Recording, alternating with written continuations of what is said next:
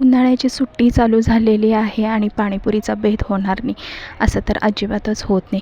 म्हणूनच आज आम्ही पाणीपुरी करण्याचा बेत ठरवला होता.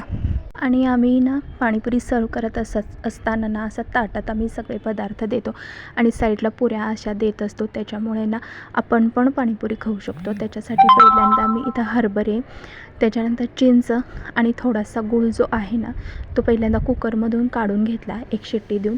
नंतर तो असा मी मिक्सरच्या भांड्यामध्ये काढून घेतला. मग थोडासा गूळ जरा हा कमी वाटत होता म्हणून अजून थोडा ॲड केला आणि असं मिक्सरमधून फिरवून घेतलेलं आहे. याच्यामुळे काय होतं तर चिंच आणि गूळ एकदम बारीक होतं.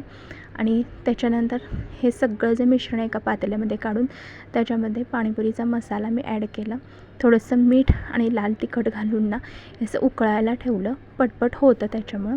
आणि एका भांड्यामध्ये तिखट पाणी करण्यासाठी पुदिना, कोथिंबीर आणि 3च हिरवी मिरची घेतलेली. थोडंसं पाणी ॲड केलं त्याच्यामध्ये आणि हे सगळं मिश्रण जे आहे मिक्सरमधून काढून घेतलं. तिखट पाणीपुरी असं आम्ही तयार करतो. तर त्याच्यामध्ये मीठ, पाणीपुरीचा मसाला घालून घेतलेला आहे. तुम्ही पाहिजे तर लिंबूसुद्धा पिळवू शकता. थोडे बर्फाचे तुकडे टाकायचे म्हणजे पाणी जे आहे त्याचा हिरवा रंग हा कायम राहतो. हे अशा पद्धतीनं. त्याच्यानंतर इथं मला अवनीश मदत करतो आहे कांदा चिरायला. त्याच्यासाठी त्यानं चॉपर कसा ऑपरेट करायचं ते मला शिकवलेलं आहे. आणि असा आम्ही कांदा इथं चिरून घेतलेला आहे. हरभरा वगैरे हे सगळी आपण तयारी करून घेतल्यानंतर आम्ही सगळ्यांनी मस्त असं पाणीपुरीचा ताव मारलेला आहे. अतिशय सुंदर अशी पाणीपुरीची पार्टी